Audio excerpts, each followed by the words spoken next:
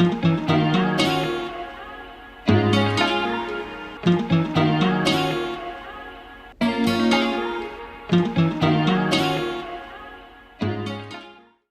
welcome to C Notes. I'm Sierra, the founder and host of C Notes. And today's episode is Therapy for the World, Mission Possible. Yes, because I'm going to therapy myself today. So I just want to, first of all, share. I'm at my book launch, and I want to, first of all, thank everybody who came out to support me. I'm just going to let y'all know I'm looking and I'm taking names because I'm not going to forget about the people who supported me before the fame, because the fame is coming, y'all. So I'm going to remember. I remember everybody who supported me today. Okay? I remember.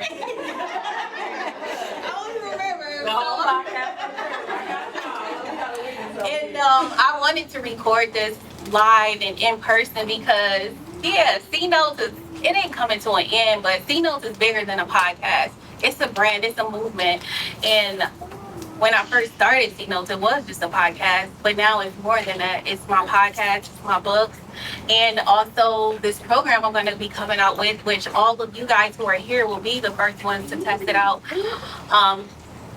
The Library of Life, because I feel like what's missing is just honestly resources and information. A lot of people just don't know where to start. So I want to give that to the world for free, not just therapy. I'm giving y'all life. I'm schooling on life too, but we'll talk about that more too later. But I just want to get into my story, my journey, and what I knew I was going to be doing this episode. And these last 2 weeks, I've just been reflecting on my life and everything I went through. And it's a lot. It's a lot. But I'm so proud to be here, like literally to be here, to have so many people tell me I saved their life, changed their life, just move them in a different direction. Like literally, all it takes is a little remix, you know? Nothing is wrong with anybody, honestly. It's just we've been conditioned to believe that something is wrong with us. Because nobody can write the blueprint on Sierra, Michelet, Kamora, you know, Shantira, Hytham. Can't nobody write the blueprint, Veronica. Thank you. Can't nobody write their blueprint.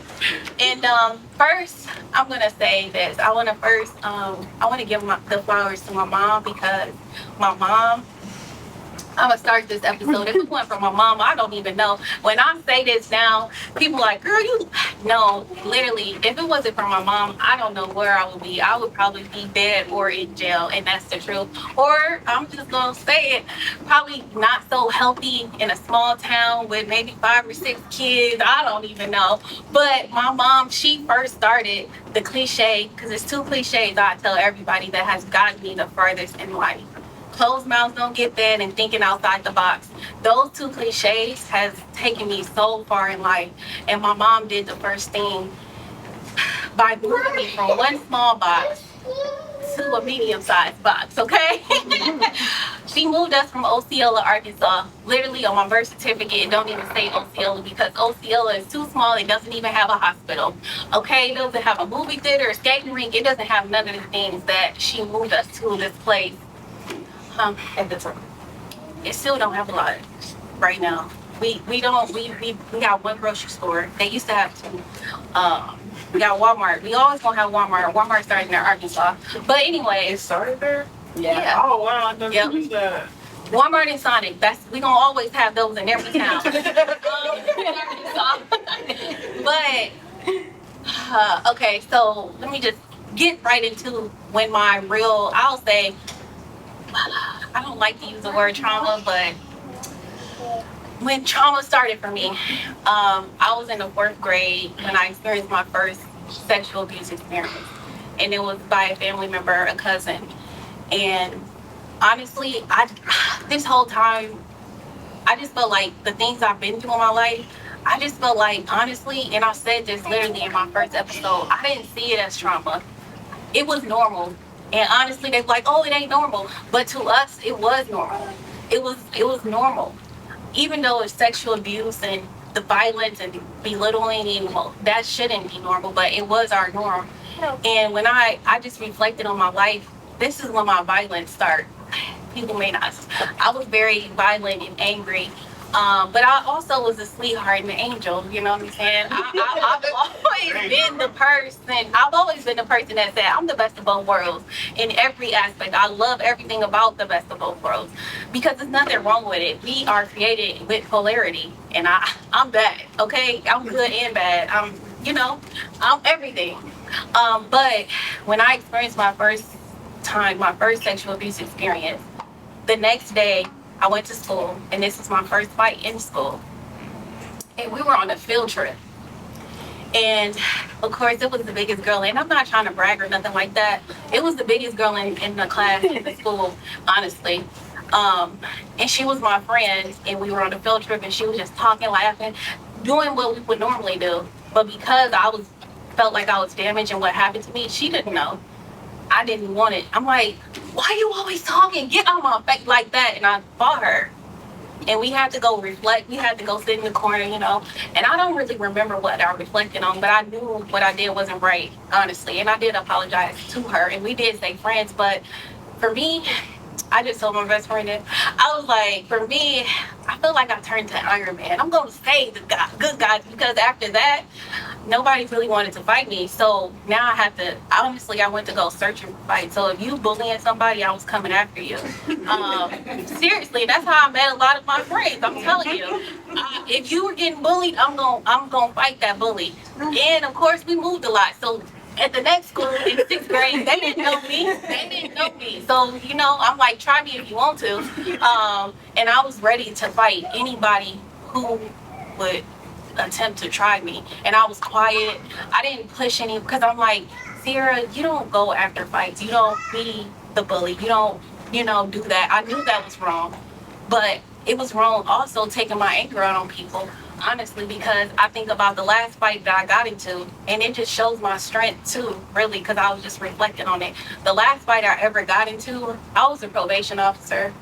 I was going to work, and my friend was watching my son, and I was in the wrong, but not in the wrong for you to fight me, because I was also pregnant with my daughter. And this woman, I was blowing the horn, and she got upset because it was early, and she throwing eggs in my car. And I'm still remaining calm. I'm pregnant and I have my son. And now she's coming to my car. And she's yelling and she's cussing and she's doing all of this. And finally my friend comes out and she's trying to get my son like, look, it's okay, calm down, But we don't know what people go through in life. But at that time, honestly, I'm just being truthful. I had a mindset that if I get into another fight, I could kill this person, because that's all I envision, like literally banging somebody's head against a tree or concrete. That's my truth, seriously. And I was just like, I'm literally just holding this woman. Leave me alone. Just stay away. I'm not trying to fight you. I held to hold her. And in holding her, I'm also composing myself. I'm trying to calm myself down because I'm pregnant and my son is here. And you trying to fight me. And I'm like, I'm past this. This is what I'm thinking. I'm past this. I'm a probation officer. I got a good career. I got a good job. I got this house and I got this car and I got this everything. But no. And I'm gonna go back, because I'll just be talking, y'all. I'm gonna go back. So in my childhood, a lot of times I've been saying this whole season, I said we survived long enough. But the first 20 years of my life, I wasn't surviving. I was living reckless. Literally, gun come up to my head. My son and me in the car, my son's dad is being robbed at gunpoint. 2 gunpoint situations. Somebody walking up to me with a box cutter. And me, I don't care. I'm big and bad. Get out. I'm really 5 feet and bad, but I'm big and bad in my head. Like, can't nobody try me. Not a gun, not a box cutter, not a person, not the police. None of it. That's not surviving. You ready to die. Literally. I didn't reflect on that until I got older. And then the next 10 years of my life, that was survival. That was me doing a job I did not like, but I was good at it. That was me commuting. That was me staying away from my family because I'm at work all the time. That was surviving. That was me living just to pay bills. I wasn't happy in that. That was survival. Now, I'm in peace. I'm doing what I love. I'm talking to people. I'm healing people. I'm helping people. Because I'm no better than anybody. But we can do different. That's what I want people to realize. And also to reflect on my story, parents, we got a lot of parents in here. Parents, we got to do better because we've all been kids. These kids ain't been kids. We've experienced the trauma. We've experienced the neglect, the abuse. We experienced that. Yeah, also, we experience fear that stays in us even as we get older, fear in living our lives, fear in living a life we don't want to escape because we've been programmed, or we've been I'm gonna say scared straight. We've been programmed to believe that we have to do things a certain way, which makes us fear living the way we want to live. And when I reflected on my life, also I thought about, I was talking to my friend about this, and I was telling her, I'm like, I was trying to make it sound cute. Do you think I didn't tell my mom about my sexual abuse because I didn't want to disappoint her? No, you was scared. I was scared. I was scared to tell my mom that I was sexually abused. I was scared when I got caught stealing and got arrested underage. They like, call your mom or you going to jail. I said, take me to jail. Take me to jail.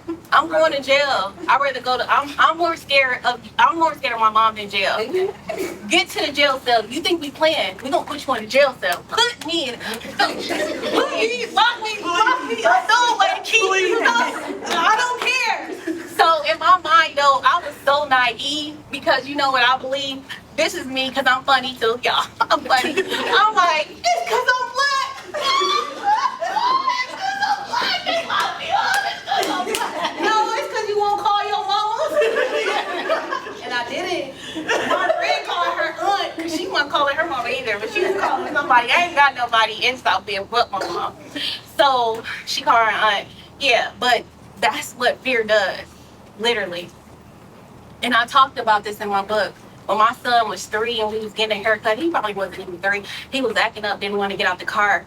And I did that. And the look that he gave me, that was fear.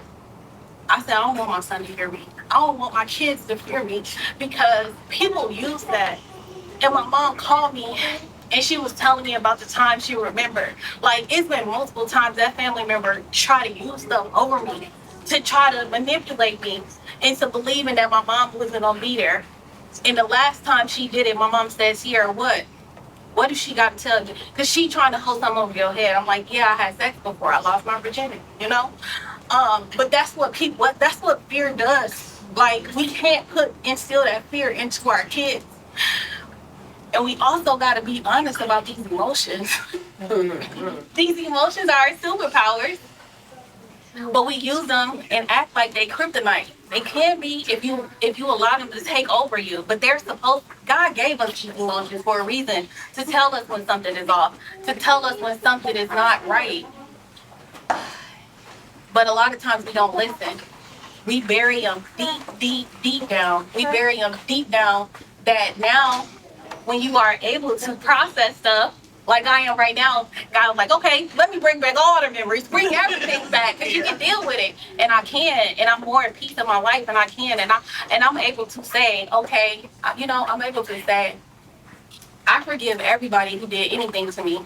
And I hear that a lot in therapy. A lot of people come and say, I need to learn how to forgive, And I'm like, they're like, if I forgive these people, I'm going to be able to move on in my life. I said, you got to forgive yourself. Because a lot of us, we're holding on to this pain and hurt from 3rd grade. And I always said 3rd grade. Literally, I've been saying 3rd grade because that's when I was first molested. Literally. I didn't even know that. But we be holding on to hurt from 3rd grade, 2nd grade. Some people, it happened earlier. 5th grade. I can't even remember anything past 4. But beyond 4, but everything after I can. I do got a good memory. And I don't even know. That's God protecting me from. I don't even know what could have happened to me for another, honestly. And I don't need to know. But right now, in this moment, anybody who has ever done any hurt or wrong to me, I can forgive them because I don't know their story. And that's the thing, too. I'm going to bring it all together, The thing about why I want everybody to tell their story is because, first of all, it's just been confirmation. The Bible, one of my clients just told me, It's the Old Testament and New Testament. It's testament, the testimony. That's what it is. It's people's testimony in the book. But why is your story not enough? Like my story is literally, I y'all heard some of the stuff.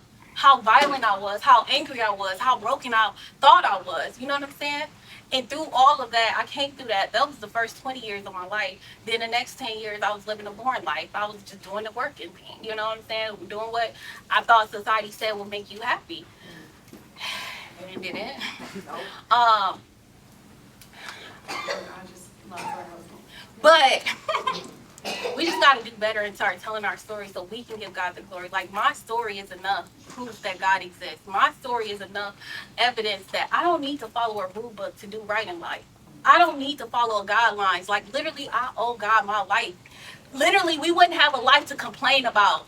Oh, what was me if it wasn't for God? Because if you're not alive, you ain't going to be complaining. So while you're alive, why won't you make the most of it?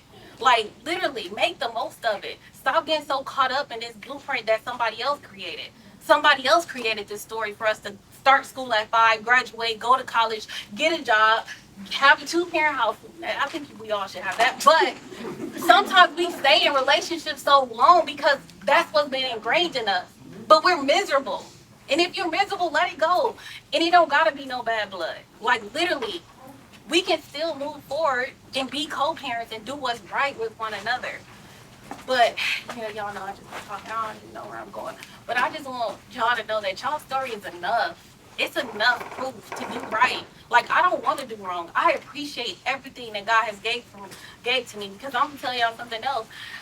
I feel like I'm like, yeah, I did it. I did the healing work. Yeah, y'all, good. But I wasn't. I wasn't. Literally, I was not. 20 years, violence, chaos. That's what it was. 10 years, we looked it pretty on paper, but it wasn't pretty inside. And then the next 5 years, I became a therapist. And, I'm like, okay, girl, you got to do this work. Because you can't be just giving advice to people. I'm the type of person, I don't like to sell when I'm not willing to buy. I don't like to put stuff together that I'm not willing to be in on. So I had to do the work, but I was doing the surface level work. I was doing, honestly, the textbook work, what they told us to do. And it was surface level. I felt like something was missing. But honestly, I was like, okay, you got it physically. You got the money. You got the house. You got the car. You got, you know what I'm saying? You got it. Mentally, okay, now you got it, but it was surface level. So I thought, okay, if it's something missing, it gotta be God. It gotta be spiritual, mental, physical, spiritual. So now I'm going and reading this Bible. Reading this Bible for the first time with my own eyes all the way through in less than a month. Because when I start something, I like to get it done. I rush through it. So I read that Bible, I journaled, I reflected, and it made sense, but I still didn't feel complete. So then I'm like, okay, man, why? So I started reading every book. And I got a lot of friends of different faith, and everybody's like, oh, girl, you a Muslim. You already surrendered to God. Oh, you a Hebrew Israel. Like, you this, you that. I'm everything. I'm a Jehovah's Witness. Everybody's like, girl, you fit it because I'm walking in God's light. So they like, girl, come on over to our religion. I'm like, but I don't feel like I belong. Like, I feel like I have to alter myself to be a part of your religion. I don't think that's what God wants for me. So I'm like, yeah, no, I know what I feel. Because I'm a feelings person. I ain't no logic. I'm a Cancer, Pisces, Scorpio. I'm a feelings person. Literally, I'm a feelings person. So I started reading every book I could read about God and spirituality. And finally, it was this one book. I'm like, people gonna think I'm crazy. But this book, there was this woman talking to God. And it was just her transcripts. And at the end of the book, she was like, God, if they still reading, they done made it this far, what message should I give to the audience? Stop reading books and search for answers outside of you. Stop searching for me outside of you. I'm like, dang, that was for me. Literally. So I stopped searching outside of myself for the answers, and I started really doing the work on myself. God, what's missing in me? Like, clarity. I didn't have a full picture of what I've been through and what I've overcome. Because this is the thing, which this is going to be the episode next week. Money can buy happiness. That's what everybody say. Money can or can't buy happiness. But the thing is, money can buy happiness. But it can't buy peace. And when we hear this saying, because y'all know cliches and all about the sayings, we hear this saying, I've been talking about this. When we hear it's lonely at the top, you forget who you are at the top. They not talking about money. Because let's be honest, it ain't lonely at the top when you got money. Everybody on your coattail. Hey girl, hey, you looking good today. You know, everybody want a piece of you when you got money. And you ain't gonna forget who you are when you got money, because they not gonna let you forget. Oh, you think you better. You just was out here, you doing this, da, da, da. But when you vibrating on a higher frequency, when you operate out of peace and not performance, that's where it's lonely at. Don't nobody want to be around you when you speaking your truth. Don't nobody want to be around you when your truth is they the villain in your story. You know what I'm saying? Don't nobody want to be around you unless they doing the work. And you do forget who you are, because they don't want to remember. They don't want you to remember what they did to you. They don't want you to remember what you came through. Because if you remember what you came through, you can't do nothing but give God the glory. That's what I'm like. Literally, high school, 18 years old, in a fight again, like usual. And this time, we going in the house celebrating the win like we always do. Girl, they funny. You know? And I hear something on the roof. I'm like, y'all hear that? They like, girl, you tripping. I'm like, next thing I know, come on with your hands up. I'm like, looking out the window like somebody playing. Oh no, they not playing. It's like 43 police officers, a SWAT team, helicopters. I'm like, oh my goodness. I'm going to jail. I'm 18. I'm the only 18-year-old in the house. Everybody else 17, 16, 15, 13, 12. You know what I'm saying? I'm 18. I'm going to jail. So now everybody done ran out the house. It's just me, my brother, and my friend. And we like, what we gonna do? What we gonna do? Now we guilty party because we taking too long. My brother trying to hide the gun because my brother did have a gun. He was 14. And he had the gun because it was me and my friend fighting. And when I say this, I don't be exaggerating. Literally, it was over 100 people that came to this block. When they came to this block, we was used to them coming deep, because I'm just gonna be honest, and I don't want, South Bend did kind of make me, I lived there alone, but they don't fight, they don't, it ain't in them. I'm just being honest. So it be over 100 people coming, but don't nobody fight. So this time it was just two. It was one-on-one, and then a guy tried to jump in, and my brother shot the gun in the air. But anyway, so while we contemplating what we gonna do, finally my brother tied the gun. We go outside. Me and my friend on the crowd with our hands up on our knees, and my brother handcuffed, literally be on the front page of the newspaper, be on the news. And I just like, how did you forget that? But how did you forget being held at gunpoint? How did you forget you being robbed with your son in the car, your newborn baby in the car? Well, my son's dad was getting robbed when he was in there. How did you forget somebody walking up to you with a box cutter? Are you Sierra? Yeah, I am. And what? You know, like, how did I forget all of this? How did I forget it? How did I forget how many fights I got into? How did I forget? That's what trauma does to you. That's what trauma. But when you start doing the work and you started being honest about it, the more I started accepting my truth and who I was, like I said, first of all, it makes you be more confident. Because like, you can't say none on me. I know my story. I'm not scared to share. And also I'm gonna say this. I've been saying this a lot. I'm like, my mom may not have been a perfect mom, but she was the perfect Latasha MF and Ward. You know what I'm saying? That didn't really stand for Michelle, but I have not always been the perfect mom, the perfect therapist, the perfect daughter, the perfect friend, but I've always been the perfect Sierra Ward. Like, literally, my intentions on this earth has always been pure. Literally. Even when I got into that first fight. Like, I didn't know, but I knew that was wrong, and that's why I apologized to her. And I knew it was wrong to take my anger and my hurt out on people who didn't deserve it. Like a lot of people in this world, everybody hate the man and the government. But the government didn't hurt you. Your mama did. Your cousin did. Your friend did. But you still love and support them, and you stay silent to support them. You know what I'm saying? To keep their image good. Why? But you can down everybody else. And I'm not saying down them, but understand that they may have went through something. You know? Y'all know I talk, yeah? I just been talking, but I just want y'all to hear. Like, do y'all hear me now? No, seriously, like, I want us to all tell our story. I want us all to tell our story because, like, through our stories, we can heal a nation. That's my goal. I want to heal a nation. I want to heal a nation. It ain't hard. We just got to own our truth, walk in it, and help each other.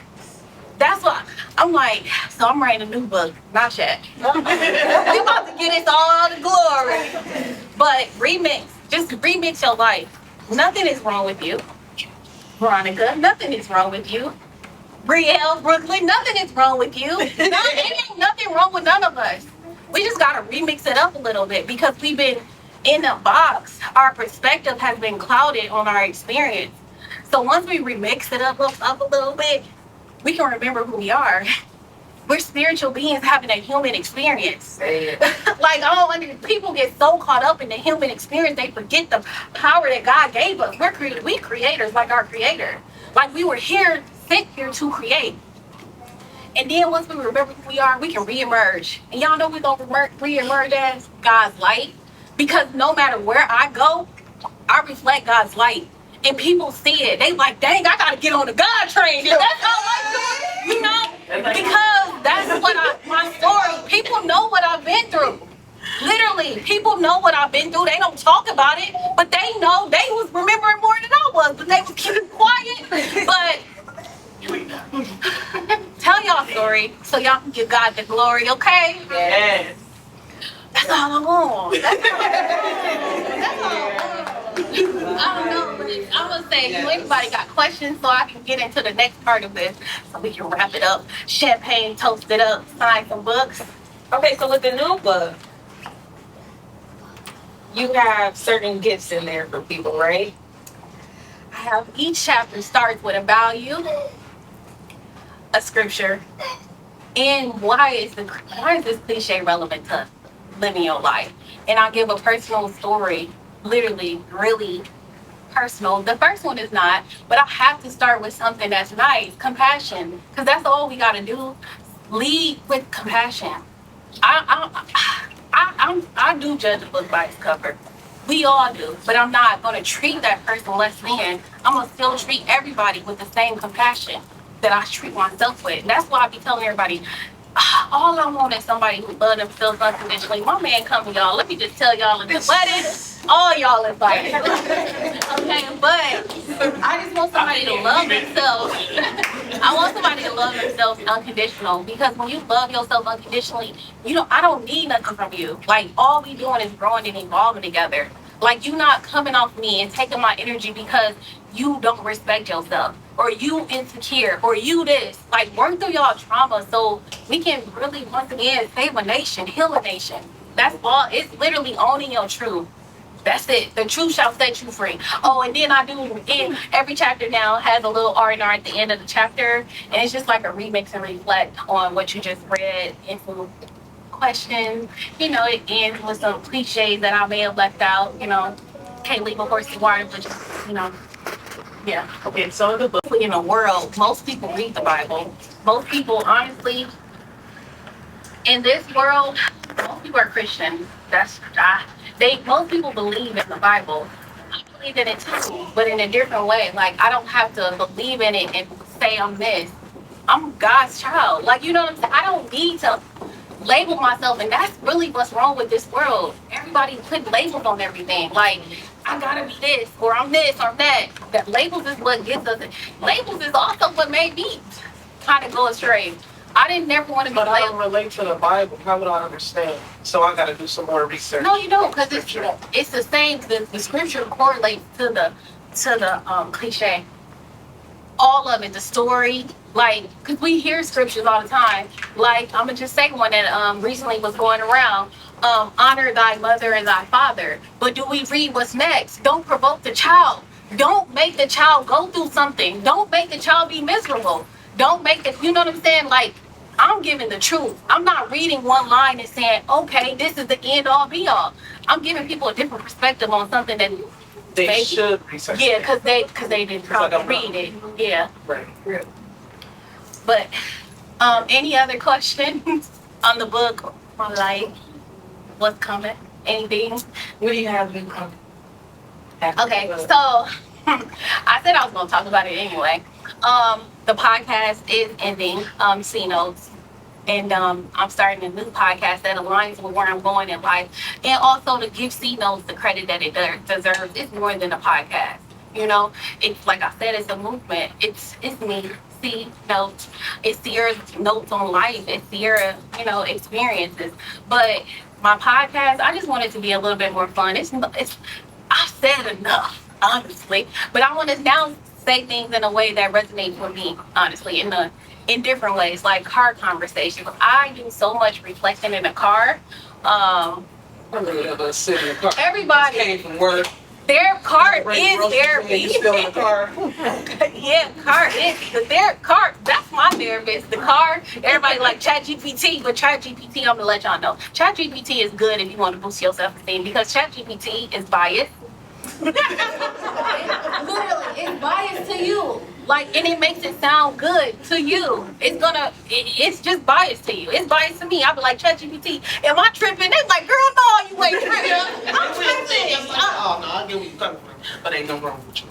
Yeah, they got you messed up. ChatGPT gonna always tell you the other person got you messed up. And they gonna rationalize. Yeah, they gonna. I do because I know. When you I know. I be like, ChatGPT, why you being racist? ChatGPT, why you doing that? ChatGPT, you know that ain't right. That's thinking. And then still You right. But what they gonna say? You right. Right. Every time. You right. Even when I tell ChatGPT they like, you right. How? But sometimes we do need that booster. We need that confidence, you know? But yeah, so my next podcast, it'll be coming out sometime this year. I just be talking. That's what it's gonna be, and it's gonna be. I just be talking in different therapy. Like literally, I can't take my therapy hat off. God built this in me. Everywhere I go, to the hair salon, to the makeup girl, hey girl, I just start talking. You're a Pisces, Cancer, Scorpio. I just be talking. And look, I just be talking everywhere I go, and everywhere we go, we I can really make hate how that sounds, but I get it. I They be talking like I just be saying it. Nah, it's a little bit more deep than that. You don't just be talking. I think I just be talking things for like her perception. No, I understand that. I said I just Like don't that like how is- it I sounds. thought it was so I just dope. I do just be talking, but it do be meaning in it. Very meaning. But a lot of people don't hear because a lot of people, I say this, when you know better, you do better. But a lot of people do know better, and we just choose not to. Why? Out of fear, out of guilt, out of hurt, you know?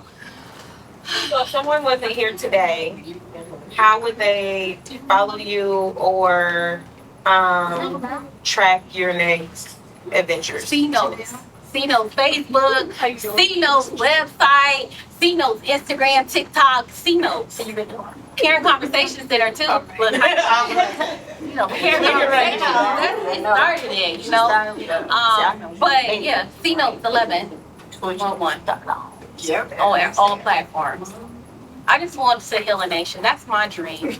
And the only way I see I can do that is just being an example. Like, I embody light, and I don't want to hurt anybody. I don't want anybody to feel like they can't speak with me. Literally, strangers just start talking to me and telling me, like, girl, you ain't gonna. Like, literally, just start talking, and then it's like, God put you in my life. God put you in my life. That's what I hear all the time. God, yeah. The book is now available on all platforms. Yes, Amazon, Barnes and Noble, anywhere books are sold. Okay. So, yes. I'm still here. Oh, anything else before we leave? Okay. Can we process it?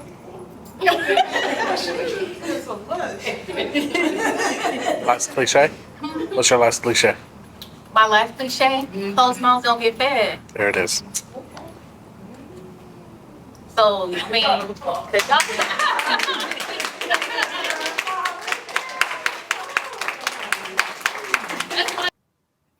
first, I want to say I'm sorry for the delay in getting this episode out. It's just I needed to take care of a lot. And this work, this mission, therapy for the world, it's not for the birds, y'all. It's not for the weak. And I'm taking it personal because I've been telling my interns, the people I'm working with, I don't code switch. I don't take off one hat, put on another hat. Who I am, it's who I am in every room, every space that I show up in. And when I do that, I have to be in my best space mentally, physically, spiritually. And I also want to hold myself accountable, which I did, but I want to say it publicly too. I apologize for being late. I don't like playing with people's time because I don't play with my time and I don't like doing it. But things happen. I told everybody I was just trying to do too much. And I'm liking the two cliches that's taking me far in life is closed mouths don't get fed. And my intern, we were talking, and I was just telling him, I'm like, yeah, closed mouths don't get fed, you know? It's like, and sometimes closed mouths get fed too much because I'm taking on too much tasks, too many things. But I wanted to do this video, and this is really what's been the hold up.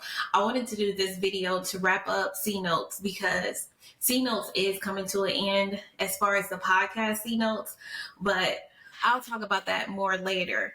But I want to thank every guest who attended my book launch, first of all, but also every guest who showed up this season to share their stories.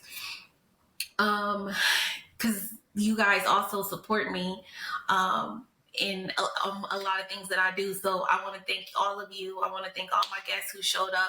I just want to thank everybody who tuned in to my episodes.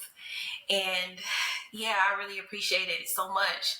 And to my guests who shared their stories, your truth, your presence, they matter. And so do yours, who's ever watching this. But so much of the stuff that we've talked about and everything I've been doing as of lately, it just reminded me why I do this. But I want to kind of clarify a few things I shared in my during my book launch when I was telling my story when I was doing therapy for the world to myself, because I watched it back. And I mentioned my first sexual abuse experience happened in the 3rd grade and in the 4th grade. It was in the 4th grade. I know this is technical, but I just like to live in my truth in everything that I do, you know.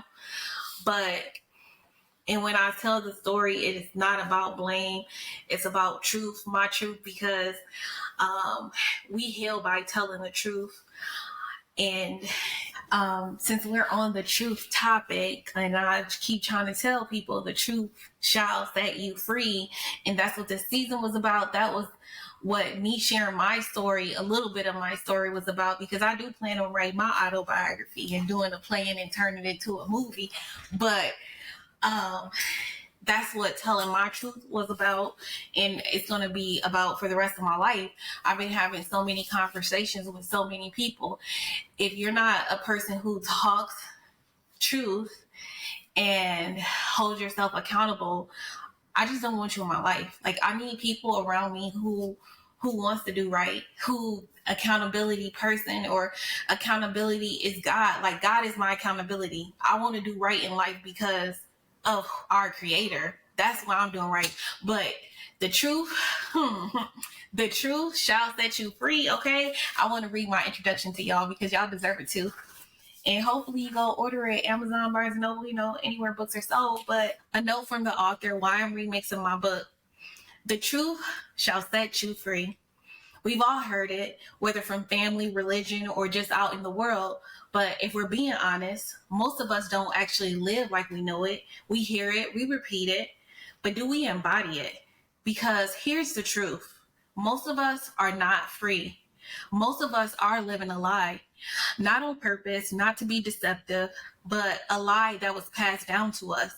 Lies that told us we had to shrink to be accepted, perform to be loved, become someone else to be worthy. So we did. We became the good daughter, the strong son, the provider, the nurturer, the one who has it all together. And somewhere in all of that, we disappeared. We got so used to performing that we forgot to just be. And when we finally sit in silence, no role, no audience, no mask, we don't even recognize ourselves. That's where therapy comes in, okay? And of course, people don't say I'm living a lie. They say I'm tired. I feel heavy. I feel like I'm walking on eggshells in my own life. But underneath those words is one deeper truth. I don't feel free. And your body knows it. It sends out warning signs through anxiety, numbness, people pleasing, burnout, or that nagging feeling that something just isn't right. So when I say the truth shall set you free, I don't mean it as just another catchy line. I mean it as a lifeline, because truth is freedom. Truth is God. And truth says you were never meant to earn your worth. You were created worthy, not for your achievements, not for your roles, not for your ability to endure, just for being you. And here's something I've come to understand deeply. God's love is unconditional. It doesn't depend on how strong you are. It doesn't disappear when you're falling apart. It doesn't wait for you to prove yourself. It stays. It sees you. It holds you. That's the love you were created from. And that's the love we're returning to. This is the truth we forgot. So, why this remix? Because the first time I wrote this book, I was still chasing healing, chasing peace, chasing success, chasing freedom. I was rushing through the very process I was trying to write about, trying to finish this book like I was trying to finish life, fast, incomplete, and distracted. But life slowed me down. Grief slowed me down. Therapy slowed me down. And in the stillness, God met me there, and I finally listened. I'm not writing for approval. I'm not writing for performance. I'm not writing to just check a box on a to-do list. This time, I'm writing from truth. This time, I'm writing from freedom. This time, I'm writing from peace. And that's why I had to remix this book. I had to rewrite it for God. I had to rewrite it for anyone who, like me, needed to remember who they were. The first version came from a place of pressure. This version comes from peace.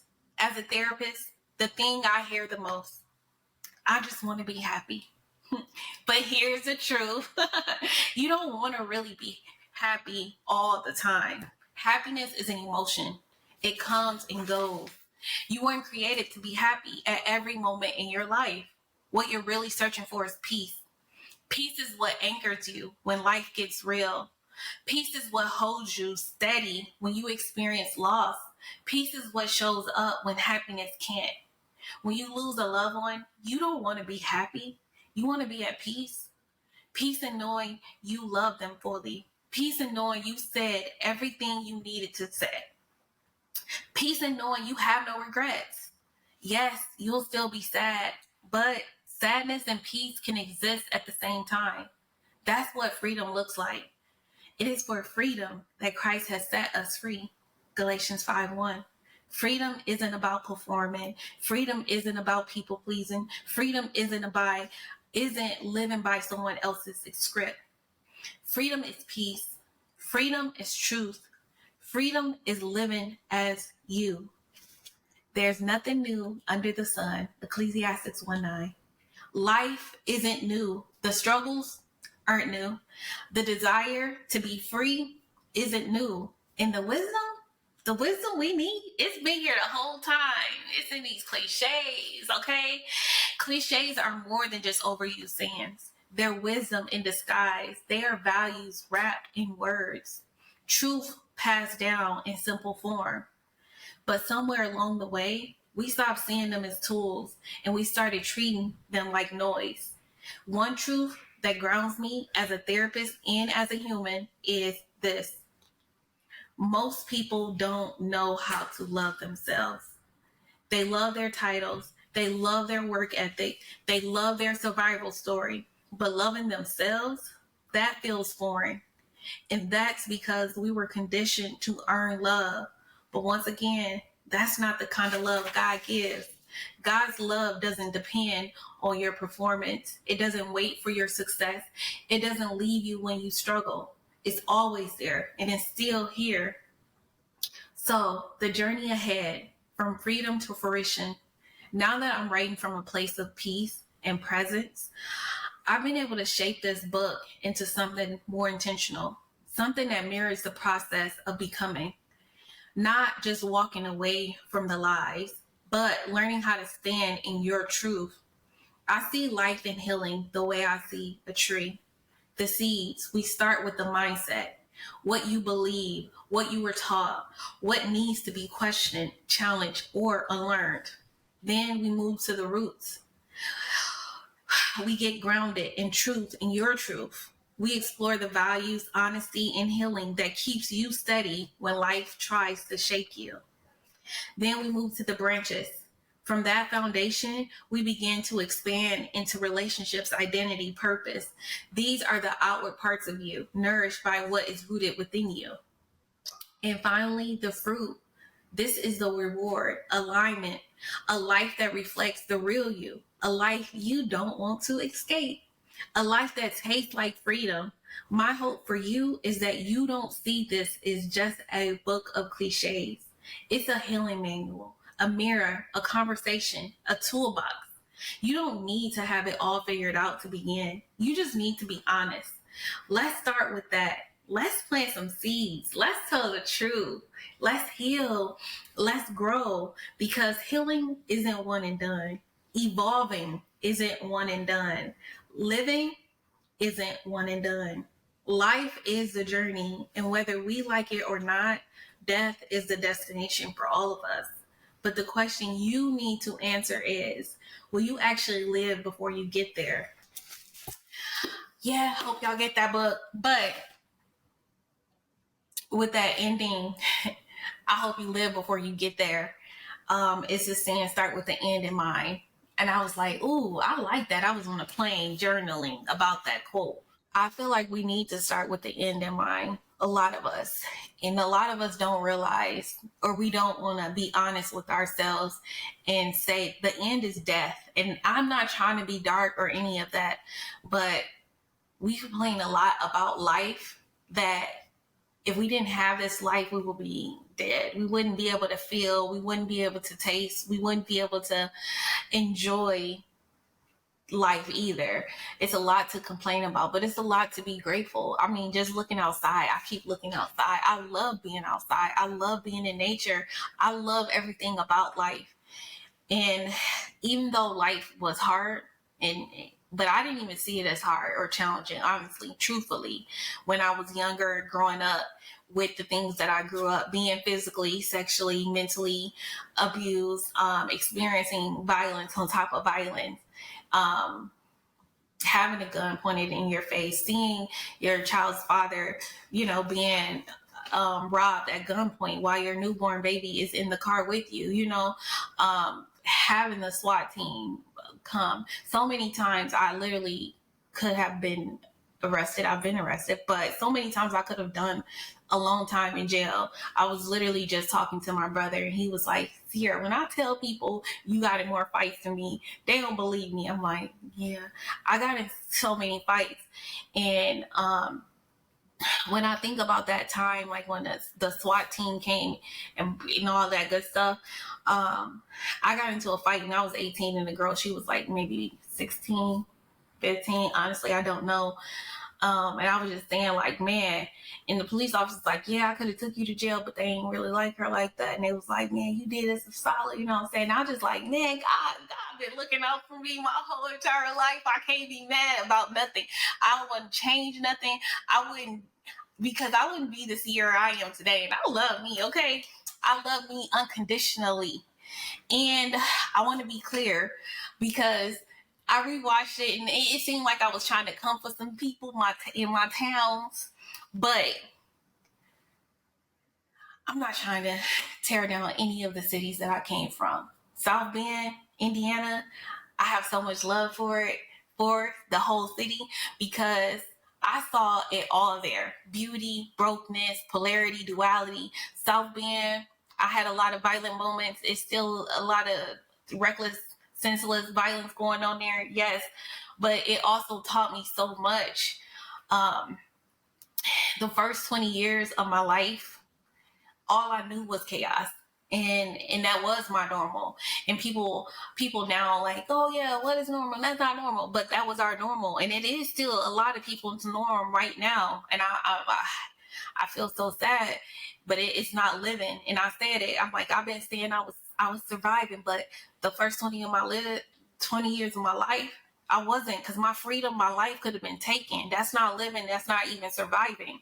When I got my government job, that was me surviving, but neither was living.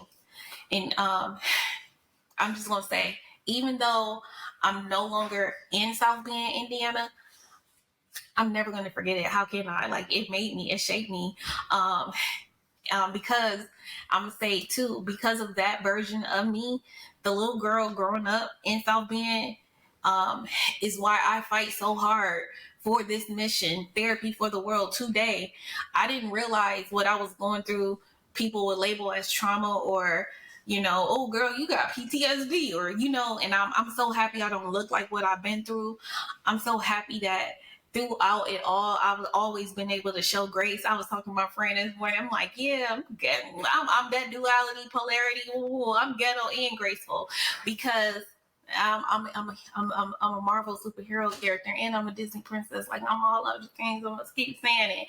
But in South Bend, so many people helped shape me, help me on my journey. I'm gonna start with Judy Hums, my guidance counselor, social worker at Raleigh High School. My senior year, I've been talking about this, and I'm not trying to make this a long episode of me just talking. And I know I might be repeating some stuff from my thing, but this is my last episode, so I can do what I want to do. You don't have to watch if you don't want to watch. But anyways, my senior year, my whole entire school year's life, I've always been a straight A student. I always got good grades.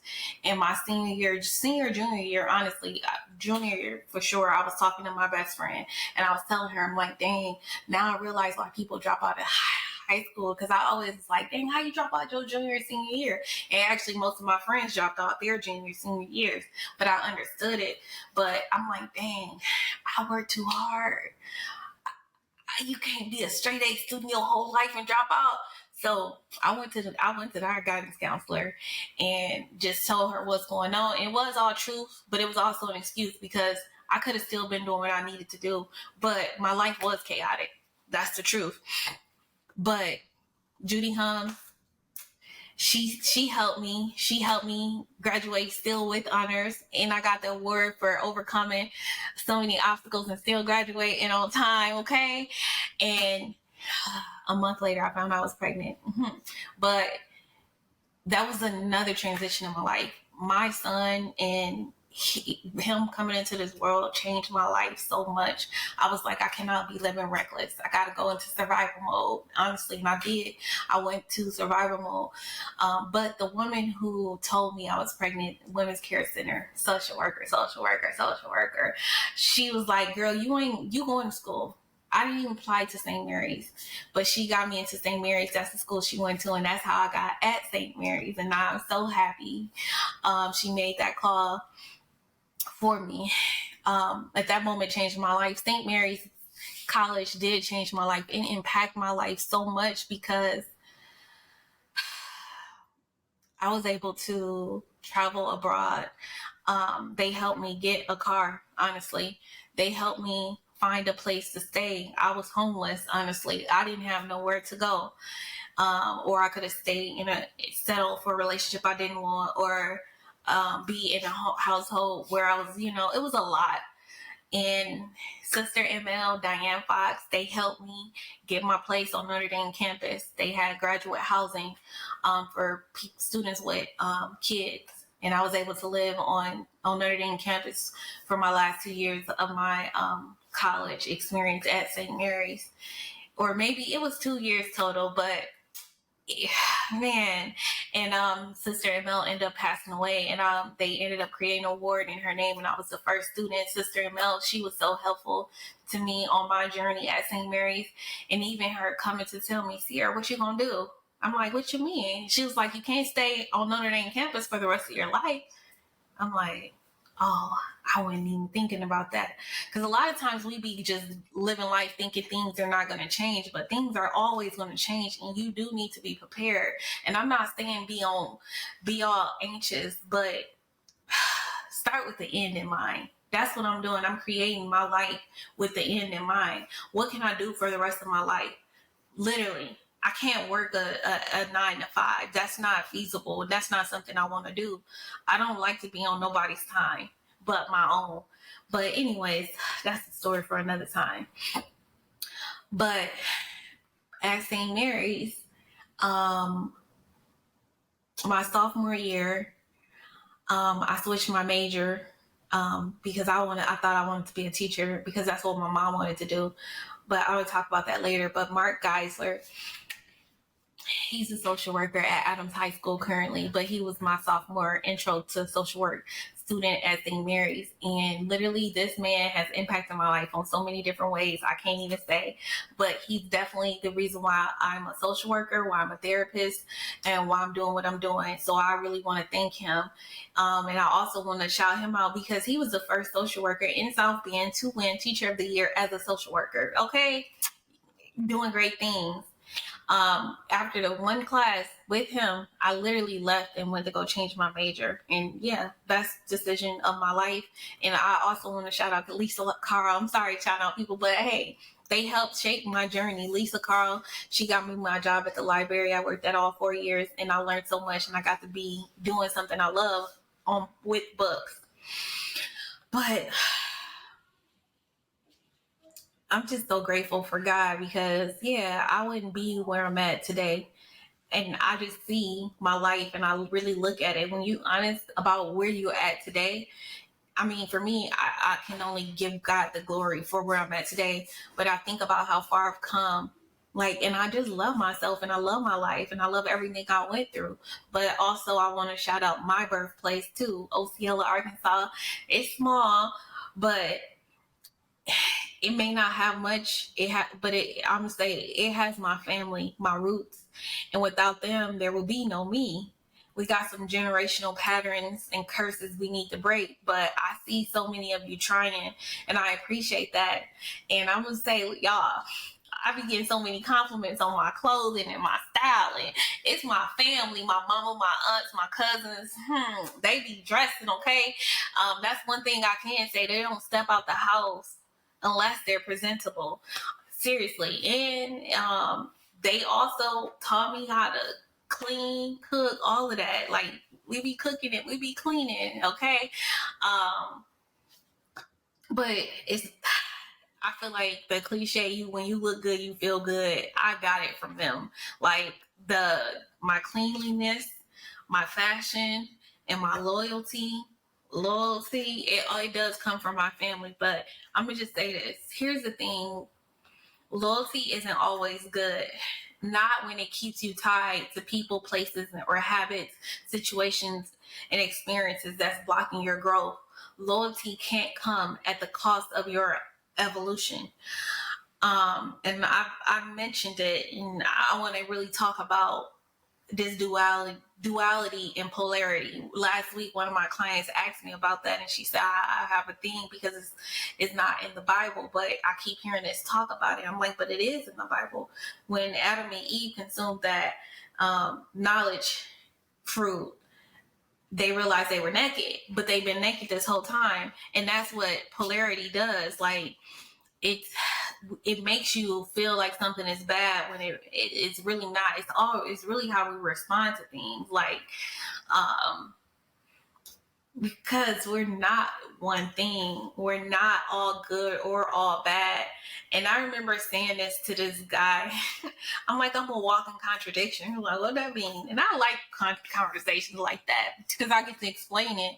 But really, I'm just a human. I feel all the emotions. I get angry. I feel sadness. I get jealous. I feel envy. I feel all the emotions. And I've learned not to suppress or feel shame of feeling any of them. I don't respond how a typical person would respond out of jealousy and anger. The reason why these emotions have this bad connotation. I know how to express my feelings in a way that I don't have to disrespect or belittle anyone. I can just say my truth. And I just feel like you can't get mad at someone's truth. I don't get mad at anyone's truth. And the thing is, a lot of us are carrying other people's truth. And when I say other people's truth, they're carrying other people's sins. Man, let me stop. I just be talking and I want to wrap this up. I don't want to make this episode too long because I'm going to be talking real soon. But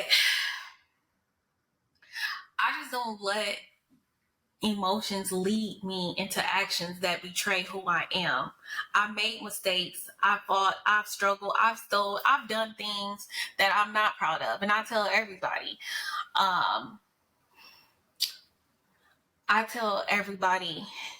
that I may not be the perfect friend, perfect mom, the perfect girlfriend, perfect this, perfect that. But one thing I am, I'm the perfect Sierra. I'm the perfect Sierra Shimon Ward, okay? Like, I know that I'm not intentionally hurting anybody. I'm not going out my way to be malicious or manipulative. Man, and I don't like to say I'm positive all the time, but I try to put my best foot forth because what I do know is I'm an example of God. I'm one of God's creation, and I just want to be an example. So that's what I'm doing. I'm just living my life in a way that represents God's light. And everybody says it all the time. Oh my God, you know what I'm saying? Like, that's all I'm doing, and that's all I can do. And I'm gonna lastly say, what saved me in my childhood, books. Reading showed me that there was more to life than what I was seeing. And finally, my mama, okay. Whew, the older I get, the more I see how much of her life lives in me. Her realness, her rawness, her truth. She helped so many people, taught not just her own kids, but our friends, the neighborhood kids. Like, everybody was at our house. I was telling my friend this morning, I'm like, parents had lots on their refrigerator. All the kids come to my mama's house eating. It was a place where kids can be kids. And like I said, the only people who heard with me was my mama's family, my family, and my mama's friends.